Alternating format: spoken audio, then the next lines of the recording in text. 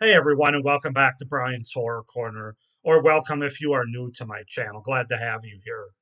So we're going to go ahead and get started with this current series with my horror movie packs. I'm going to take a look at four different ones throughout the month here. The first one we're going to take a look at today is the largest one, and that is this eight movie pack, this Midnight Horror eight movies here, which I managed to get through all eight movies here this week for this review. So the way this is going to work, I don't have notes or anything. I'm just going to go ahead and read the synopsis off the back as it lists all eight movies here. Um, and these, of course, aren't exactly household name kind of movies. They're kind of obscure. They're obscure. They're I mean, obviously, I've never even heard of any of these movies at the time that I watched them. So they're pretty obscure for most people. But with that being said, I'm gonna go in the order in which I watched them, give you the synopsis, my thoughts on each of them. Then I'll rank all eight of them from my least favorite to my favorite, and then I'll talk about the overall horror movie pack and whether or not I'm going to be keeping it or not. So we're going to start with this one. This is the first one I watched, Frozen in Fear, also known as The Flying Dutchman. Interesting. This movie has not only Eric Roberts but the late Rod Steiger in it. I think it was made around 2000, 2001, if I'm not mistaken. Um, but basically, Lacey seeks out the work of an artist who, unbeknownst to her, has taken up an interest in ice sculpture. With a human twist, and they basically give away the movie right there. Um, yeah, it's kind of a mystery thriller. I don't even know how much of a thriller it is. They kind of make it out to be a mystery, but it doesn't really work because it's pretty obvious where it's going. Um, but I mean, Eric Roberts is good as he always is, and Rod Steiger is also good in this movie. I wouldn't rush out and buy it. I mean, if you see it on TV or you can stream Frozen in Fear from 2001 with Eric Roberts, I'd give it a one time watch maybe, but it kind of reminded me of a bit of a Lifetime movie, frankly. Although I will say it does have a full frontal, full body nudity at one point later in the series of a woman that's laying down. So, it has that going for it. But Rod Steiger and Eric Roberts are both good in this movie. So that's Frozen in Fear or The Flying Dutchman, whichever you'd like. Then the next one I watched was The Pit and the Pendulum here. Now, this isn't the Vincent Price one.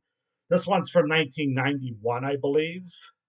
Um, but under the direction of Tarquemada, the Grand Inquisitor of Spain, a young baker's wife is falsely accused of witchcraft and dragged before the Inquisition. Um, so yeah, this one of course has most notably it has Lance Hendrickson in it. Um, the Pit and the Pendulum from 1991, and it was directed by Gordon Stewart as well. But the movie itself is a little bit slow. The ending's kind of is more action packed, and frankly, it's not really a horror movie so much as it is, although it does have a few scenes of blood and gore. It's more of kind of a, I don't know what you'd call it. It's a, what's the word I'm looking for? It's like folk horror, except there's not a lot of horror to it. Um, but it just kind of drags a little bit. Lance Hendrickson's good in it, as you can imagine. And it does have some good scenes sprinkled throughout, mainly in the second half. But again, if you find it streaming somewhere, give it a one time watch. So that's the second one I watched. Then the third one I watched is The Reflecting Skin here. Um, Inspired by his father's stories, the mischievous young boy blames the terrible events around him on his widowed neighbor, whom he believes to be a vampire. Um, this one I want to say is from 1996 or 97. Oh, wait a minute. Or is it 1991? Just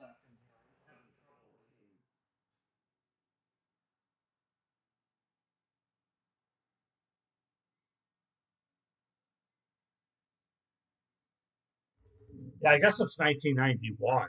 I thought it was later, but this one has has a young Viggo Mortensen in it. That's the most notable thing about The Reflecting Skin. But this one has some intrigue to it.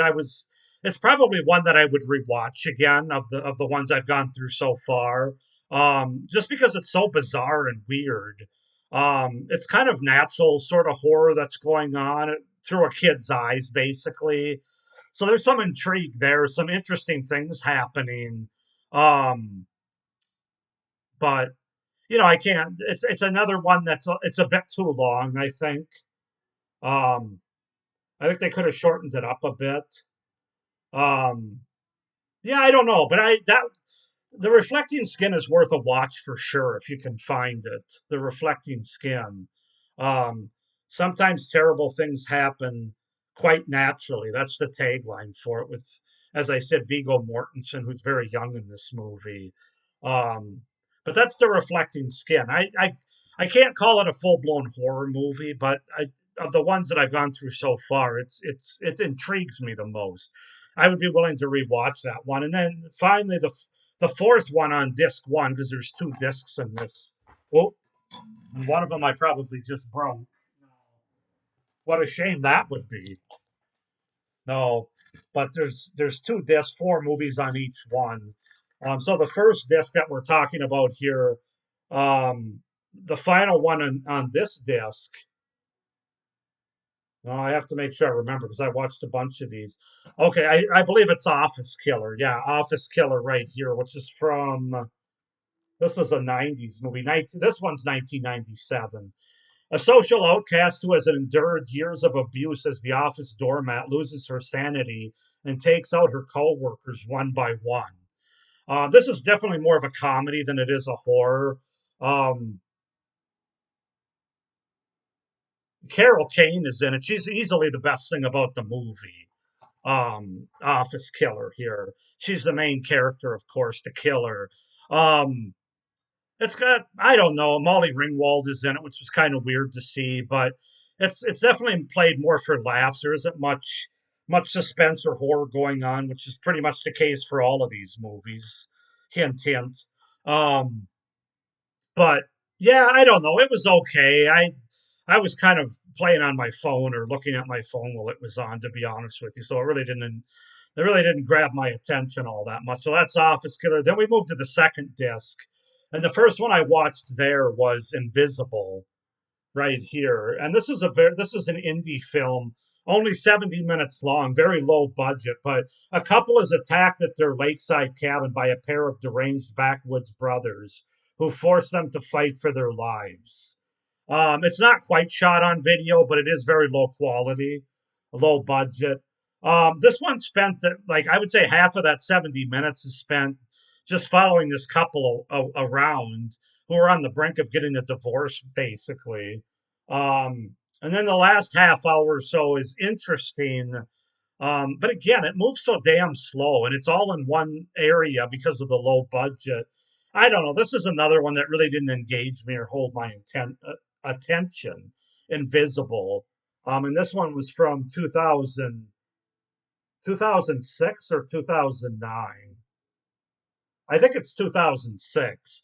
These movies range from like 1991 to 2014. So there's almost like a 30-year or 25 years between all eight of these movies that are all slapped on the same horror movie pack. And that's literally the only thing they have in common is that they're all in the same horror movie pack. So then after Invisible, the next one I watched was Brothel. Brothel is right here. And of these eight movies, this might be the best one, but not in the way that you think. Um, Brothel was from 2000. This one's also from 2006, I believe. Julianne purchases an old brothel to restore, but as she works, her shattered psyche takes on the personas of the prostitutes and their madam who once lived there. So it's kind of a ghost story. No blood and gore in this one, although plenty of nudity. Um, this one is it's a good ghost story. It's not a good horror movie though, if that makes sense. So, in other words, it's a non-horror ghost movie. It's kind of an erotic ghost drama, if you will. Basically about this woman who Um, as it says, her psyche is shattered because of something that happens at the beginning of this movie, and she basically conjures up ghosts of this old brothel that she buys to help her cope with it. Ultimately, that's it's kind of like a Lifetime movie with ghosts thrown in there, but there's nothing. It has good atmosphere from just a movie standpoint, but there's nothing horror about this movie. But from a movie making standpoint, I think it is the best of these eight movies, Brothel. Um, so yeah, and not to mention that the main character, who's the acting's quite good. The main character, Serena Scott Thomas. Not only is she good acting in this movie, she's also really good to look at. She's hot in this movie, even though I think she was in her 40s when she made it. But hey, so am I. So I'm not going to judge. That's for sure. But she looks great in this movie, and you get to see quite a bit of her. I'll say, and leave it at that. So that's Brothel. Then the next one I watched was Pinprick, right here. This is from 2009. This I think this is a British movie. The main characters are British. A teenage girl hides a criminal in her bedroom closet until the man tires of his isolation and begins to venture into dangerous territory. It sounds a lot more interesting than it actually is, frankly. Um, Although I will say this movie does have kind of an interesting twist at the end. It doesn't entirely work though when you think about it. And even when the twist happened, and I thought it was interesting, it didn't matter because I really wasn't that really all that involved or interested in the rest of the movie, Pinprick. So yeah, basically this guy ends up going after this teenage girl's mom. Um, but it's all at the end of the day, it's not what you think, basically, without giving too much away. Not that most of you will probably watch this movie. You can skip it. That's Pinprick. And then the final movie that I watched was Strange Girls right here. Bizarre mute twins take their perverse behavior from a padded room to the real world. This was an interesting one as well. This is from 2011 or no, 2009 again. Um, yeah, I don't know. This one's really bizarre. It definitely has some tongue in cheek in it. Again, not a lot of horror, but there are some decent kills in it. There's some nudity in it. But yeah, you actually do get some blood and gore in the kills here, a couple of them.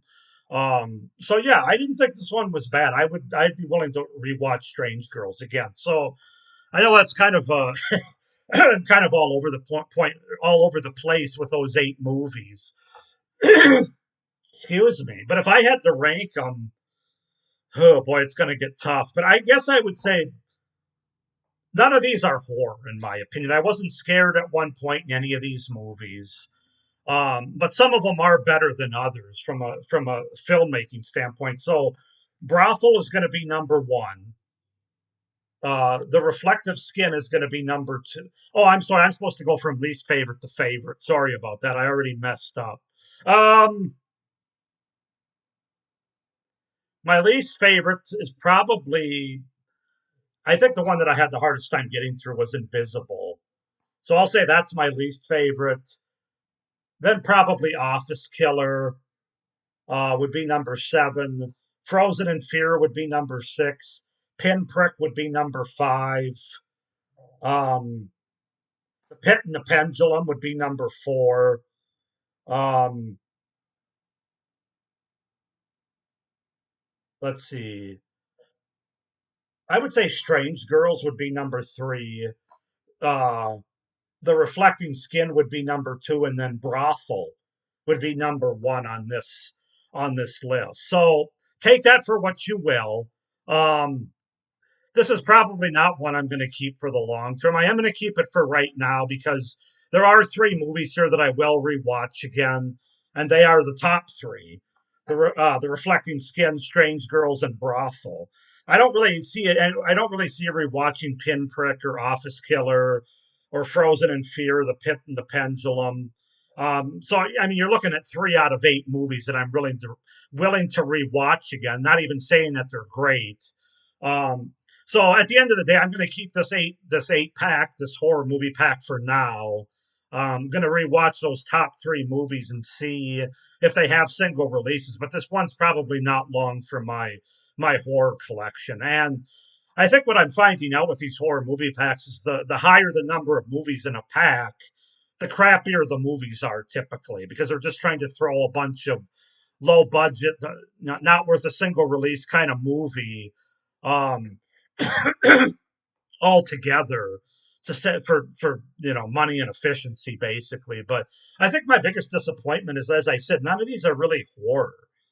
They all have a couple elements of suspense or thrillers and kills and nudity, but as far as having any scares or real horror to them, they really don't. So yeah, that's my review for this Midnight Horror 8 movie pack. It ranges from 1991 to 2014 as far as when the movies came out. So if you have any questions, comment down below about any of the individual movies.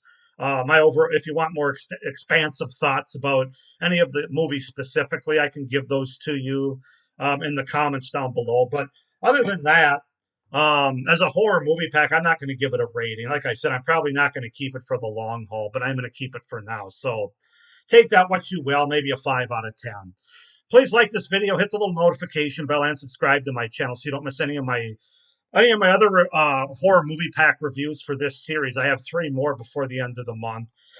This was the biggest one, though. I have a 4 pack, a 5 pack, and a 6 pack yet to come. Um, you also don't want to miss any of my other great horror content throughout the rest of this year. So, with that being said, I hope everybody's doing well. Sorry if this video review ran long. I haven't really gotten organized in terms of reviewing these horror movie packs, especially the higher numbered ones. But with that being said, I hope everybody's doing well. Thanks for watching, and as always, stay scared. Bye.